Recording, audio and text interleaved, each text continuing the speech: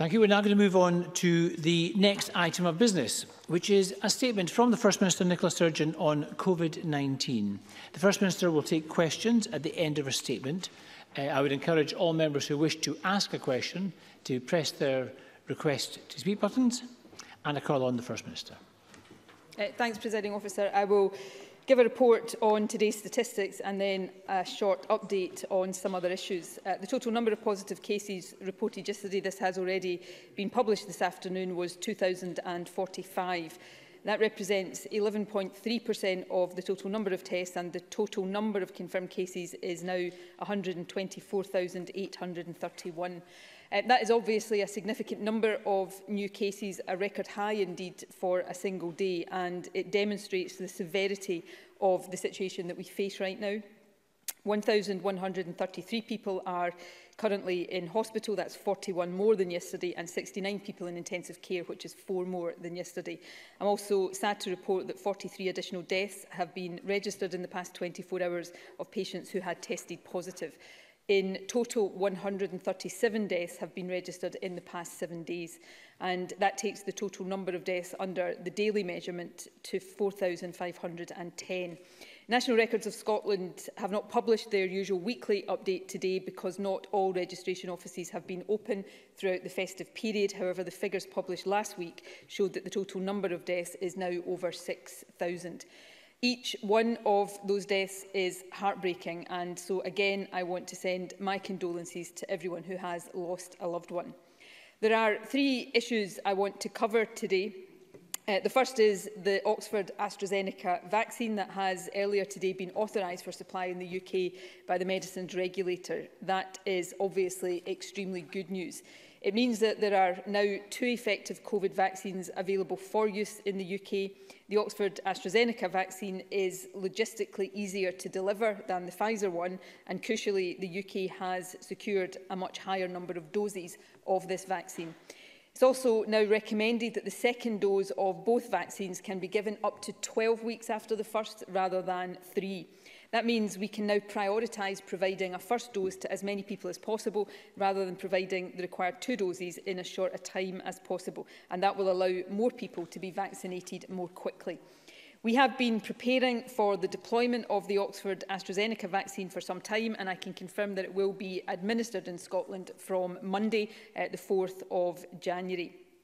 As of Sunday, more than 92,000 people had already received their first shot of the Pfizer vaccine, but today's news means that more people will get their first dose of a COVID vaccine much sooner than originally anticipated. The second issue I want to touch on are the restrictions now in place across the country. On Boxing Day, Orkney, Shetland and the Western Isles and some other island communities moved to level 3 protections.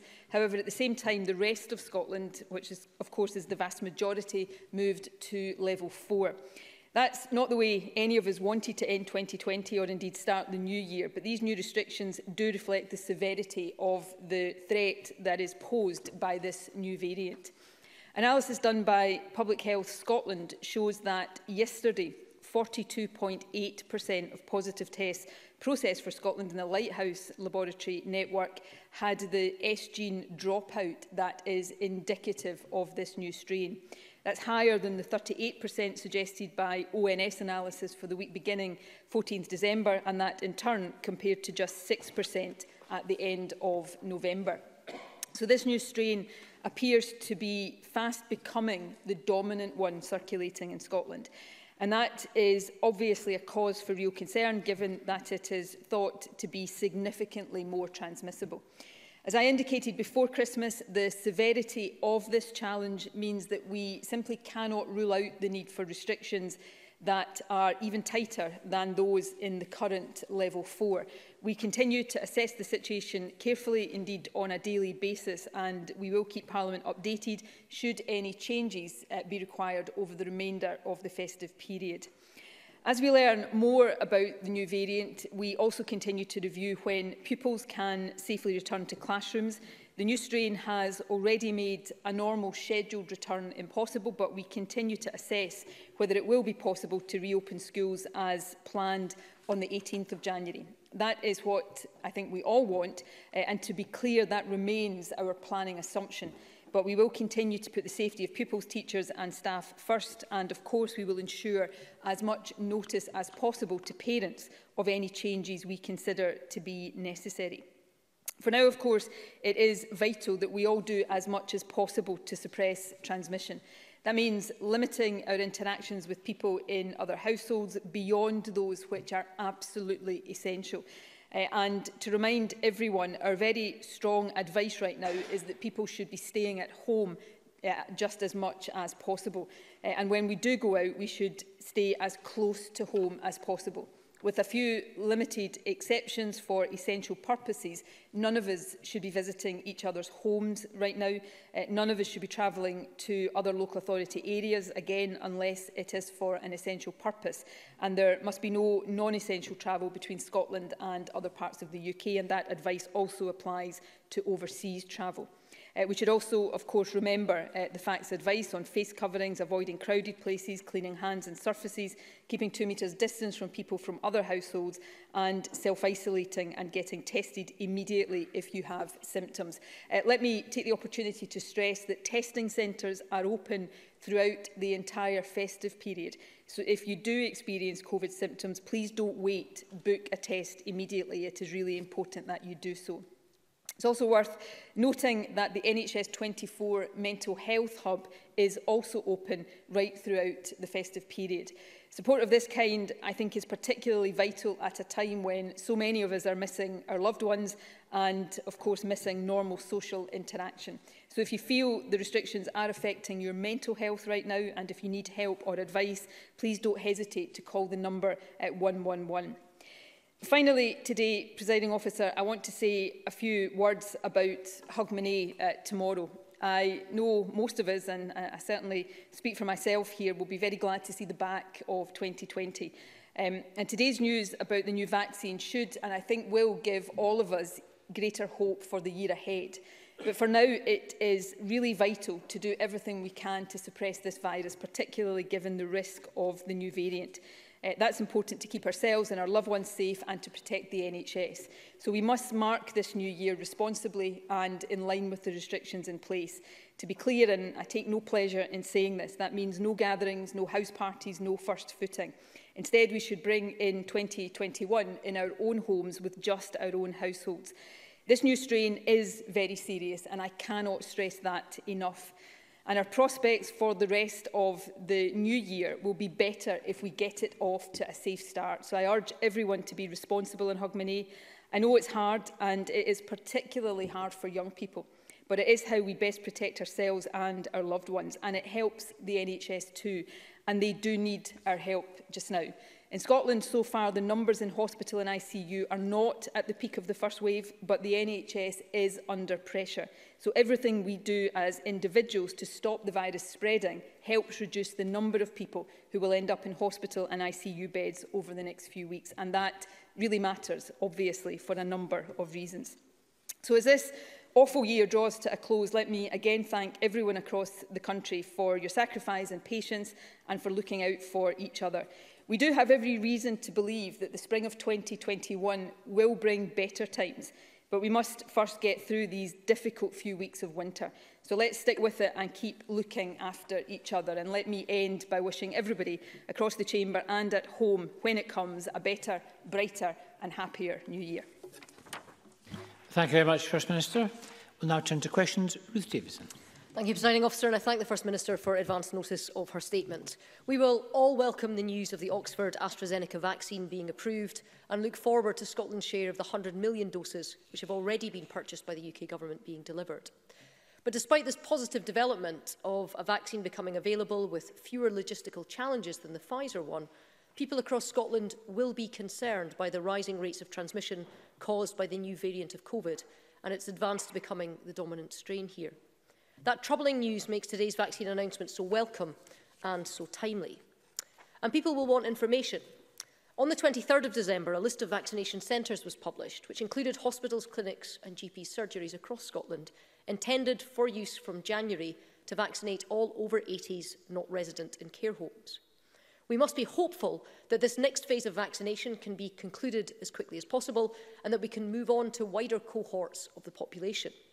That will almost certainly require a greater level of infrastructure than that which was announced. So can the First Minister update us on the work being undertaken to identify and secure venues for mass vaccinations and when a list of these venues will be published? We also know that the national figure of trained vaccinators is at around 4,000 people. But obviously, every health board will need enough staff to deliver across their region. So can I ask the First Minister what confidence she has that each area has the staff that they need? And can she publish a breakdown of the numbers of trained vaccinators by health board? First Minister.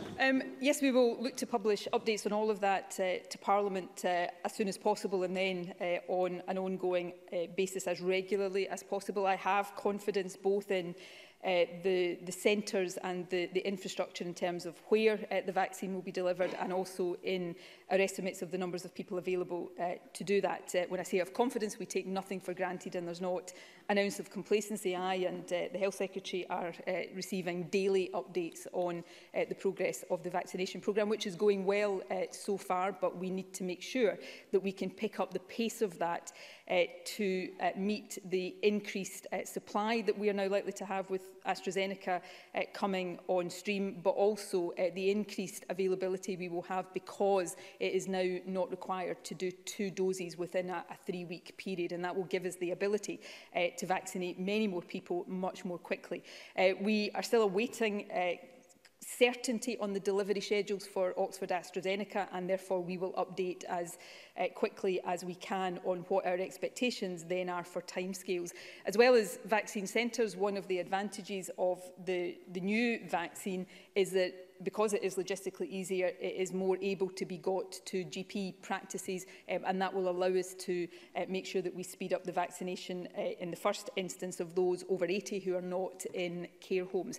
So we take nothing for granted, but we will get people vaccinated as quickly as possible, and we will update Parliament as regularly as we can about our expectations as the certainty of delivery and the knowledge we have about that becomes more concrete, as I hope it will in the coming days. Thank you very much. Richard Leonard. Thank you, Presiding Officer. We are at a critical moment in our response to the pandemic. The welcome approval of the Oxford vaccine announced today now means the challenge is to accelerate the vaccination programme, and with urgency. But the recent increase in cases and the spread of the new strain demands clear and rigorous control measures in the meantime. As the First Minister has said, teachers and other school staff are due to return to work in a few days' time, still without routine testing in place, without priority for vaccination, and still concerned about the January the 18th full return being safe. Parents will hear the First Minister's comments today and wonder if schools really will be able to return to face-to-face teaching after January the 18th. Many of them are worried about the implications of a return to home learning. So, can the First Minister tell us more about how and when she will engage with school staff and parents to address these genuine concerns? And can she be a bit clearer, if there are to be changes to schools, at what point would they be announced? First Minister. We do face a severe situation given the new strain, the fact that it is now becoming the dominant strain and it is a strain that spreads more quickly. That's why it was so important that we took the very cautious and precautionary action. It's not that long ago that Richard Leonard was urging me to reduce restrictions here in the city of Edinburgh, for example. Yesterday, the implication of an article he wrote appeared to be that we should open pubs again. It's really important that we don't follow that kind of advice, but we take really cautious and sensible action to try to make sure that we do not allow this virus to transmit any further and any more quickly than it already is capable of doing. The decisions on schools are very sensitive and very important decisions for us to take. We have already, of course, taken some of those decisions to delay the return of schools for pupils to have the first week online learning as opposed to in-school learning. We want to see schools back normally on the 18th of January, but literally over the next few days we will be assessing the up-to-date situation, and if there are changes to that, as I said in my statement, we will set those out as early as possible to give parents as much notice of that as possible, and obviously to give teachers as much notice of that as possible. Final 2 points. We are, and we have been already, and the Health Secretary has already shared some details of this, working on plans for the greater use of testing within schools once the new term gets underway. And on vaccination, as I'm pretty sure Richard Leonard knows, it's not politicians and governments that decide the order of priority for vaccination. We accept recommendations from the Joint Committee on Vaccination and Immunisation. These are the experts that tell us, based on what they know about the protections that the vaccines give, what the correct order of priority is. And we'll continue to take those recommendations, and if they suggest a different order of priority, then we will reflect that in our planning. Thank you very much. Patrick Harvey. Thank you. I'm grateful for the advance of the statement, and like others, I stand in continued awe of those who've worked hard to make vaccines available on the timescale that they have. But we have clearly weeks and months rather than days and weeks to live with the current heightened danger from the pandemic. The First Minister's statement says that they will put the safety of pupils, teachers and staff first. Does this mean that they will place a higher priority on safety than on sticking rigidly with the pre-planned reopening dates? Because if we're putting safety first, then surely it's clear that schools shouldn't reopen until the virus is under control. And speaking of that pre-planned date, the First Minister says that the government continues to assess whether it would be possible. What metrics will be used as the basis for a decision on reopening? What additional safety measures have been identified which will be needed in schools to successfully address the risk posed by the new strain? Are these measures already being put in place, or are schools themselves unclear what these measures will be? And in relation to the last point, the First Minister just replied to Richard Leonard. What advice is the government receiving at the moment on whether teachers and school staff should have prioritised access to the newly increased vaccine capacity? First Minister. Firstly, we've always put safety first when it comes to schools and when it comes to the country more generally. Perfectly understandably, there will be differences of opinion in the case of schools between some teachers and the government about what putting safety first means. But safety has been and always will be the driving imperative. Part of the safety of children overall, of course, is having them as far as possible in full-time education, learning with their peers, as close to normal as possible. But we will not compromise on safety, and the figures around transmission in schools, both for young people and looking at, I think this is from memory, ONS analysis, COVID cases amongst teachers compared to other professions, suggest that we have been able to have schools open safely. This new strain changes some of these assumptions because of its faster spreading nature, and we have to take that into account. So in terms of the metrics we look at the overall rate of community transmission. Right from the outset of this, we have been very clear to say that that one of the conditions for schools being open in normal is community transmission that is under control. So that will be the judgment that we are making. But let me be very clear, the safety of pupils, of teachers, of other staff in our schools has always been paramount and always will be paramount. But part of what the rest of us have to do to try to make sure we have the conditions for schools being open is do all of these other things to suppress the virus, which was part of the point I was making to Richard Leonard. Part of the reason why we have to have some places that adults enjoy going to closed right now is part of that broader effort to suppress.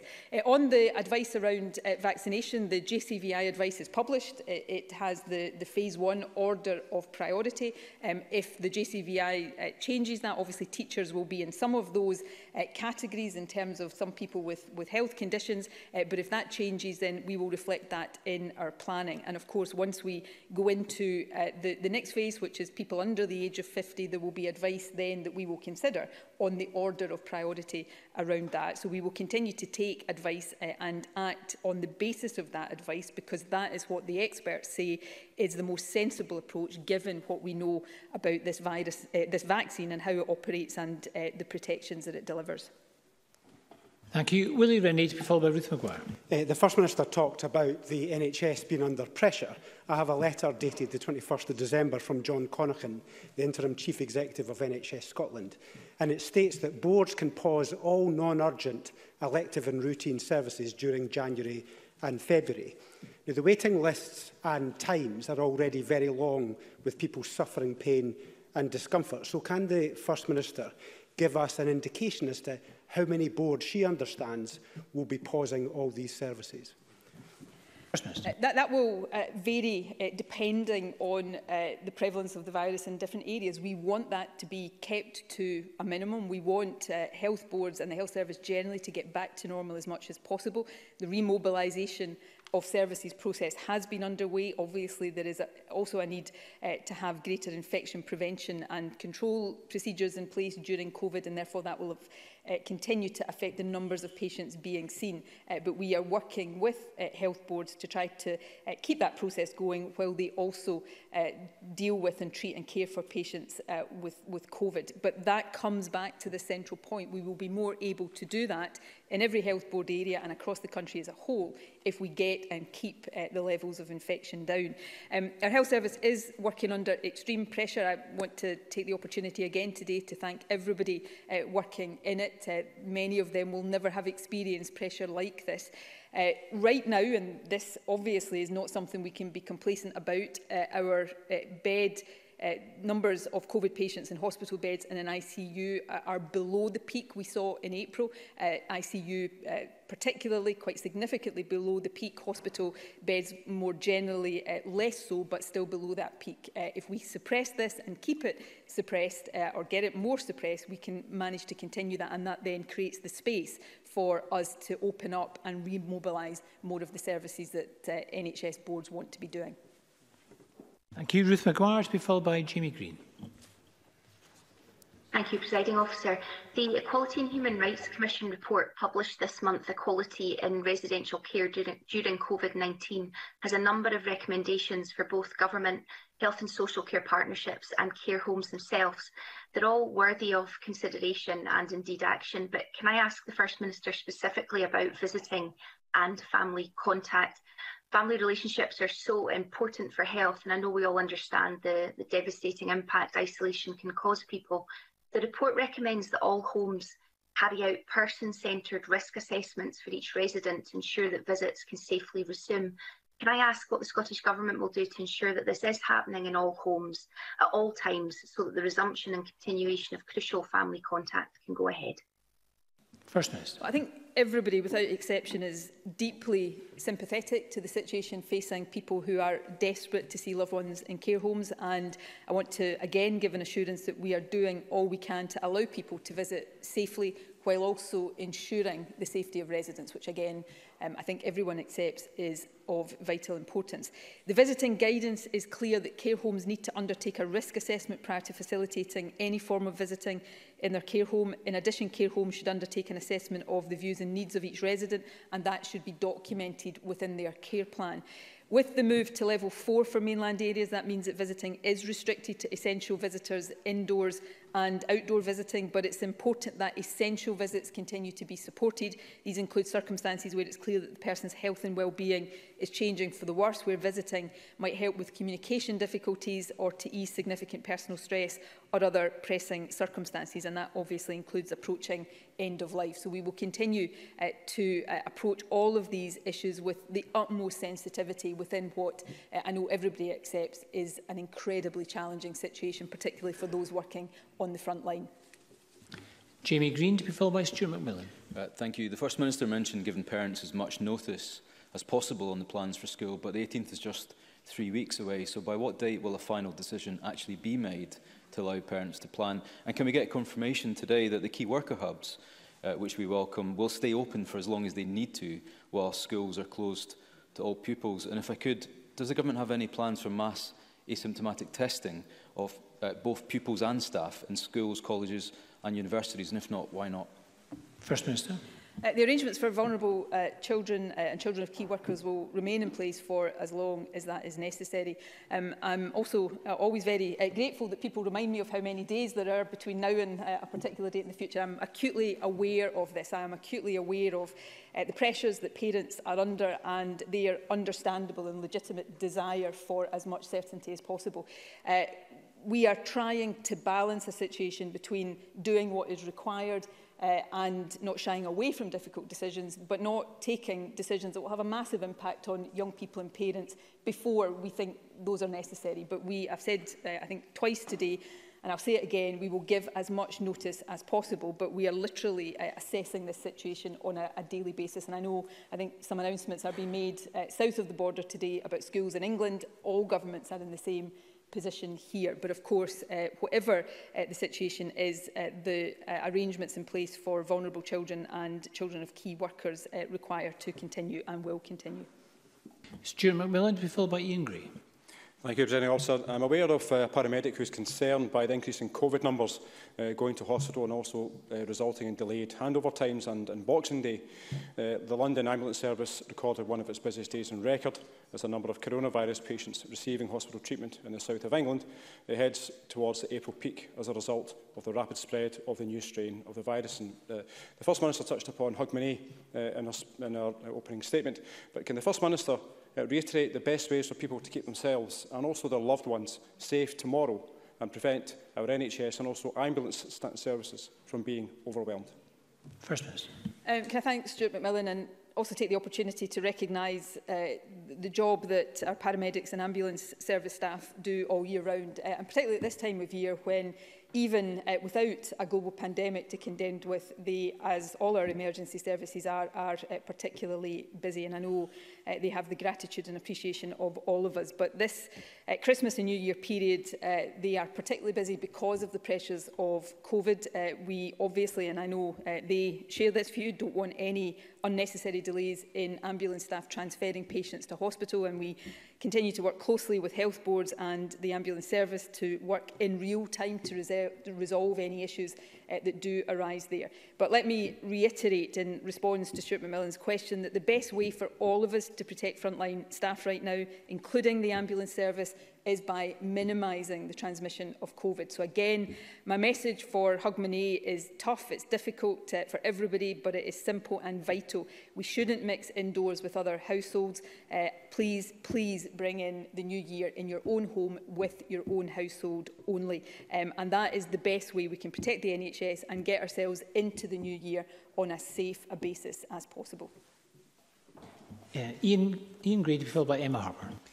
Thank you. I've listened very carefully to what the First Minister has said about her thinking on schools, but one of the things which parents and school staff are worried about is reports they've seen that the new strain of COVID not only spreads more quickly, but also more readily targets young or affects young people. Can the First Minister update us on the evidence she has in that particular regard and how that is shaping her thinking with regard to reopening schools? First Minister. I don't yet have definitive or conclusive evidence one way or the other on that. That is something that, I think in the last session before Christmas, I talked a little bit about this, that experts are exploring and investigating. But it is absolutely one of the things that is influencing our thinking about schools and making us even more cautious on that front. There is no doubt about that. The faster spread of this new strain would be doing that anyway, but any suggestion that it may be more likely to infect young people adds to that caution, and that's why we are continuing to take these decisions with the utmost care. We will do it as quickly with as much notice as possible if there are changes to what we've already set out, but we will do it with safety of children and, of course, their teachers and other staff absolutely at the forefront of our minds. Emma Harper, to be followed by Donald Cameron. Thank you, Presiding Officer. There's been a sharp rise in COVID-19 positive cases of the new strain across Wigtonshire and South Annandale and Dumfries and Galloway over Christmas. Can the First Minister provide an update on what additional steps are being taken by the Scottish Government and NHS D&G in light of this increase, and whether there is any indication of the causes and cases being connected as they're 96 miles apart? And given that we're seeing evidence of the impact that travel in and out of the country is having on the spread of the virus, would the Scottish Government consider asking the UK Government to close or tighten external borders for all but essential travel? First Minister. Well, in terms of Dumfries and Galloway, the incident management team there is meeting daily at the moment to address the situation. I also understand that the Local Resilience Partnership is meeting this afternoon to consider the concurrent risks arising from the outbreak. There's been an increase in testing capacity to provide an additional 200 testing spaces per day in Stranraer, the Stranraer area for this week. So a number of steps are being taken and more will be done as required. In terms of travel, I couldn't be clearer. People should not be travelling right now unless it is absolutely essential. And there are a number of layers to that. None of us, unless it's essential, should be travelling far from home at all. Stay at home or as close to home as possible. There is a legal restriction on travelling outside your own local authority area unless it is essential. Travel across the England-Scotland border or between Scotland and other parts of the UK and vice versa, again, do not do it unless you absolutely can't avoid it for essential purposes. And that applies to overseas travel as well. This is a global pandemic and we must take all of this advice on travel very, very seriously. So please stay at home, stay as close to home. That will help us get through these next difficult few weeks as we then hopefully, through the news on vaccine today, get to these brighter times in the spring next year that we are all desperate to see. Thank you. Donald Cameron to be followed by Sandra White. Thank you, Presiding Officer. In light of the welcome news today about the Oxford vaccine, what steps is the government taking to ensure health boards are coordinating delivery of both available vaccines, especially when it comes to rural and remote parts of Scotland, such as the Highlands and Islands? And can the First Minister be more specific about the role of GPs when it comes to wider community vaccination? First Minister.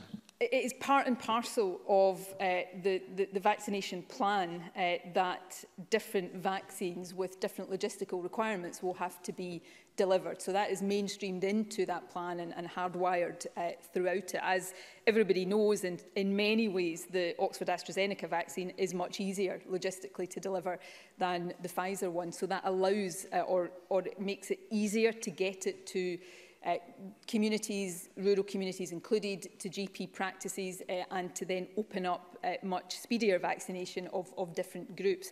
We will also use, where necessary and appropriate, mobile vaccination units, which again will help health boards take the vaccine to some of the more remote and rural parts of the country. So this is a fully integrated plan that recognises some of the different requirements with the different vaccines, and hopefully before too long there will be further vaccines that are approved for supply as well.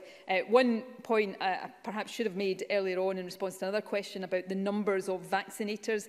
We are of course starting to get to the end of the flu vaccination programme, so people who are doing the flu vaccination switch over to the COVID vaccination. But these plans are well developed, they will be kept under literally daily review, and we are absolutely focused on getting the vaccine as quickly as is feasible and as supplies allow to as many people as possible.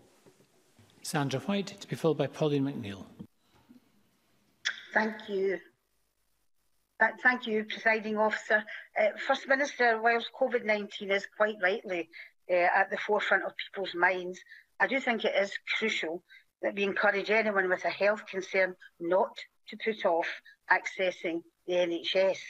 Can the First Minister therefore provide any further support to this message which I'm taking, and give assurances that our NHS is open to everyone who has any health concerns? First Minister. Can I thank Sandra White for a really important question? Before I come on to it, just to round off my last answer, the Health Secretary is reminding me that she is writing today to all MSPs with an update on the vaccination programme, and will do the same again next week. So that will be information I'm sure that will be helpful. On Sandra White's very important point, it is vital to stress to people that the NHS, although it has been restricted in the last few months in terms of what it's doing, it is open for those who need it. GP practices remain open and accessible for patients. They are at the forefront of our community services to deal with non-COVID medical care. NHS 24 also continues to provide support to people when their GP practice is closed, and people with urgent but not life-threatening conditions who would usually visit A&E can now call NHS 24 day or night, and that means people should continue to call 999 or go directly to A&E in emergencies.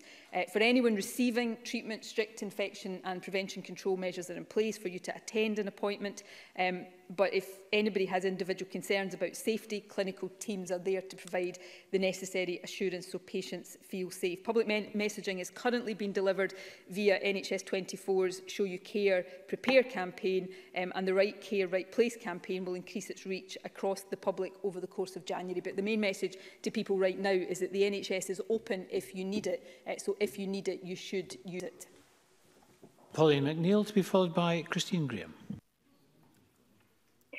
There's a wonderful news on the AstraZeneca vaccine bringing the timetable for full rollout of vaccine or 75% closer.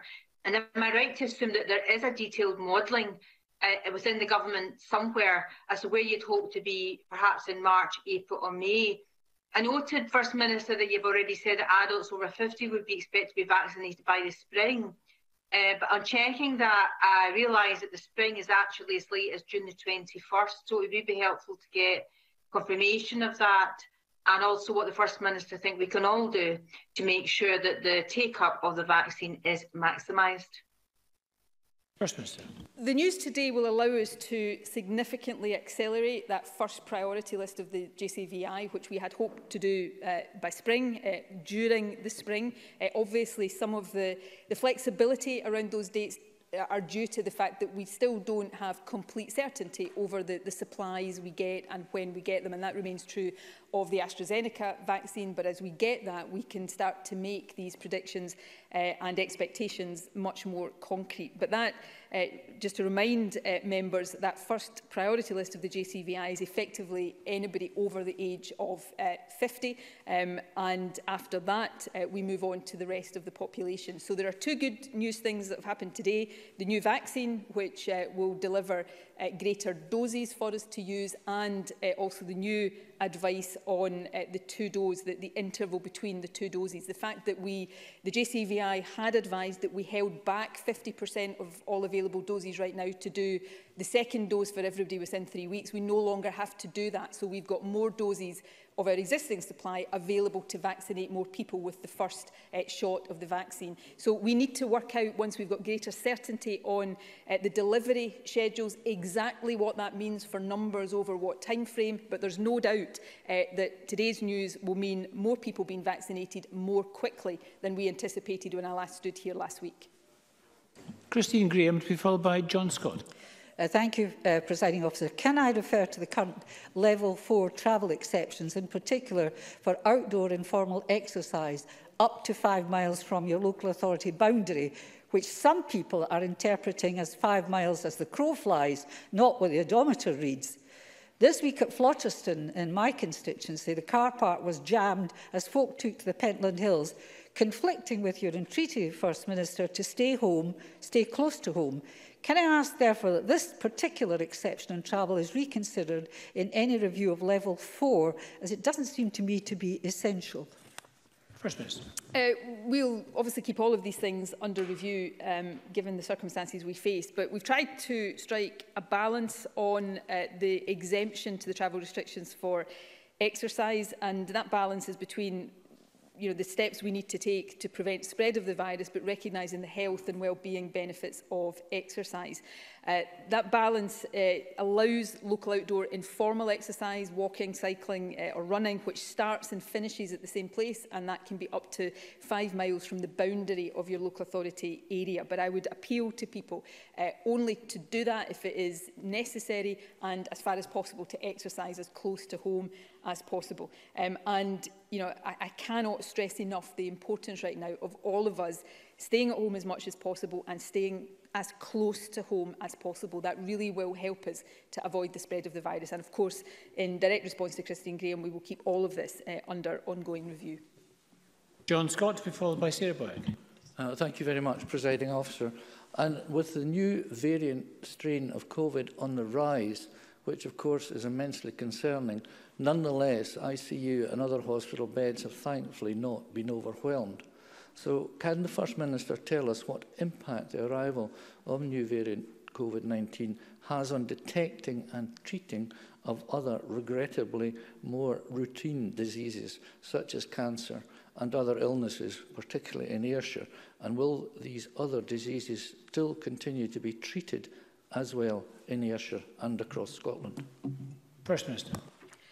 Well, hopefully, the more we can suppress this strain of the virus, and this was true of the previous strains of the virus, the more we can protect our NHS from being overwhelmed. Right now, the figure I gave today is 60-something patients in ICU. As of today, the peak back in April in ICU for Scotland was 200. So we are significantly below that. But it has been rising again, and with the case numbers that we are seeing, particularly yesterday and today, we have a concern that that number will rise quite significantly in the period ahead. So that makes it all the more important that we, all of us, take the responsibility to suppress the virus very, very seriously. It's really important also that health boards do prioritise non-COVID care, and I won't repeat everything I've said previously about NHS remobilisation, but it has been made clear to health boards that they must maintain urgent elective and vital cancer services, and that now includes national cancer screening programmes. So this is, unfortunately, we've had to make lots of invidious trade-offs during the course of this pandemic, but the priority now, and the vaccine will help us, because the priority list for the vaccine recognises that we don't yet know whether it limits transmission, but we do know that it suppresses severe disease. So therefore, as it rolls out, that should also help us keep the COVID pressure off of our NHS and particularly off of ICU. None of this is straightforward, and those who are bearing the burden of this are those in the front line of our National Health Service, and it is for all of them, as well as for ourselves and each other, that I really do continue to appeal to people to do the right thing, particularly over this next period. And Sarah Boyack. First Minister, could you publish the rate of progress in terms of vaccination in our care homes? Many care home relatives are still understandably anxious, and just to be able to see how many are being vaccinated, both in terms of staff and residents, I think would be very important in terms of people's morale going forward. First Minister. We will be publishing more of a breakdown of the progress of vaccination. Right now, we are publishing on a weekly basis the total numbers that have received vaccination. So as of Sunday, that was over 92,000. It will be a fair bit higher than that as of now. We are, with any figures that we publish, we have to make sure they are robust and reliable. So as we do that, we will produce breakdowns of that in different settings.